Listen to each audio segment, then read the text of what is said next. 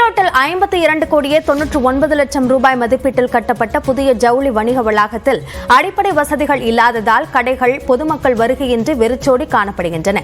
கூடுதல் விவரங்களோடு இணைகிறார் செய்தியாளர் பாபு. இந்த அடிப்படை வசதிகள்லாம் செய்து தர வேண்டியது யாருடைய பொறுப்பு? இப்போ இந்த கோரிக்கைகள் சார்ந்து உரிய அதிகாரிகளை அங்க இருக்கவங்க தொடர்பு கொண்டாங்களா? வணக்கம் அபிநயா. ஈரோடு பன்னீர்செல்வம் பூங்காவில் ஈரோடு மாநகராட்சியின் சார்பில் சுமார் 53 கோடி ரூபாய் மதிப்பீட்டில் ஜவுளி வணிக வளாகம் கட்டப்பட்டது. சுமார் 3 மாடிகள் கொண்ட இந்த ஜவுளி வணிக வளாகத்தில் சுமார் 200க்கும் மேற்பட்ட கடைகள் இயங்கி வருகின்றன. சுமார் 4 மாதங்களாக இயங்கி வரும் இந்த ஜவுளி வணிக வளாகத்தில் குடிநீர் தேவை, இருக்கை வசதி மற்றும் எக்ஸ்லேட்டர் உள்ளிட்ட எந்த விதமான அடிப்படை வசதியும் இல்லாததால் பொதுமக்கள் மற்றும் வியாபாரிகள் வருகையின்றி பெருச்சோடி காணப்படுகிறது. இது குறித்து நம்மிடையே பேசுவதற்காக இவ்வளாகத்துடைய தலைவர் செல்வராஜ் நம்மிடம் உள்ளார். அவரிடம் கேட்கும்போது, வணக்கம், என்ன மாதிரி பிரச்சனைகள் இருக்குது, என்ன மாதிரி அடிப்படை தேவைகள் இல்லை, நீங்கள் இது சம்பந்தமாக அதிகாரிக்கு நீங்கள் ஆலோசனை கேட்டீங்களா?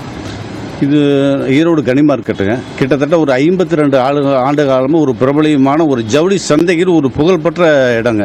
நீ தென்னிந்தியாவிலே எடுத்துக்கிட்டால் ஜவுளி வர்த்தகத்துக்கு ஈரோடு கனி மார்க்கெட்டு தான் அந்த அளவு ஒரு பிரபலியமாக இருந்தது.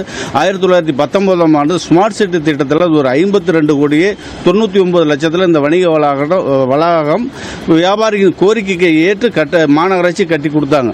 கட்டி கொடுத்து இப்போ நாங்கள் உள்ளுக்குள்ளே 2 மாதம் தான் ஆகுது. ஆனால் அடிப்படை வசதி அது அறவா இல்லைங்க. எஸ்கலேட்டர் ஓடலைங்க.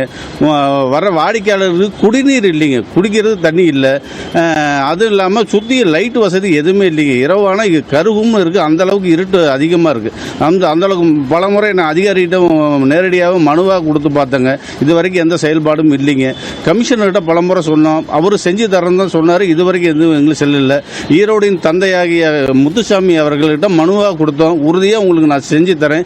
அவர் இருக்கும்போது தான் எங்களுக்கு கனிமாட்டில் இந்த வணிக வளாகத்திலே எங்களுக்கு இடத்த ஒதுக்கி கொடுத்தார். அந்த அளவுக்கு ஒரு சிறப்பாக நீங்கள் ஆட்சி முறையிலும் சரி செயல்பாடுகளும் சரி நல்லா சிறப்பாக செஞ்சுக்கிட்டு இருக்கிறாருங்க.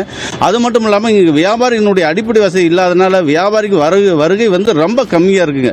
பொதுமக்கள் உள்ளுக்குள்ளே வரமாட்டேங்கிறாங்க. வியாபாரம் இல்லாமல் ரொம்ப சிரமத்துக்குள்ளாக்கி இருக்கிறோம். நீங்கள் வாடகை பார்க்கும்போது நான் முன்கூட்டியே ஒரு ஆண்டுக்கான வாடகை முன்கூட்டியே கட்டிட்டோம். இருந்தாலும் அந்த அளவு கூட எங்களுக்கு வருவாய் இல்லாமல் நம்ம சிரமத்துக்குள்ளாகிட்டு இருக்கிறோம். மேலும் இந்த சிரமத்துக்கு உள்ளாகாம மாநகராட்சி உடனடியாக இந்த சேவையை எங்களுக்கு செஞ்சு தரணுங்கிறது எனக்கு தாழ்மையான வேண்டுகோள்.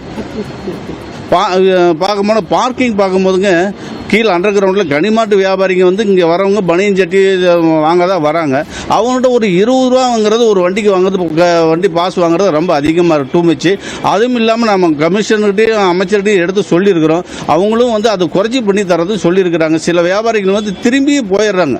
வாடிக்கையாளர்கள் 20 ரூபா பாஸ் கொடுத்து இங்கே போகிறதா அப்படின்னு திரும்பி போயிடுறாங்க. அதனால் எங்களுக்கு வியாபாரமும் சரி வாழ்வாதாரமும் ரொம்ப பாதிப்புக்குள்ளாகி இருக்குங்க. ஈரோடு கனிமாட்டு தலைவர் கே. செல்வராஜ். ஜவுளி வியாபாரிகளின் கோரிக்கையை ஏற்று கட்டப்பட்ட வணிக வளாகத்தில் அடிப்படை வசதிகள் இல்லாத தற்போது வியாபாரமின்றி சிரமப்படுவதாக ஜவுளி வணிகர்கள் தெரிவிக்கின்றனர். அபிநயா, வியாபாரிகள் தங்களுடைய பிரச்சனைகள் என்ன என்பதை விளக்கி இருக்கிறார்கள். உரிய நடவடிக்கையை அதிகாரிகள் எடுப்பார்கள் என்று நம்புகிறேன். நன்றி.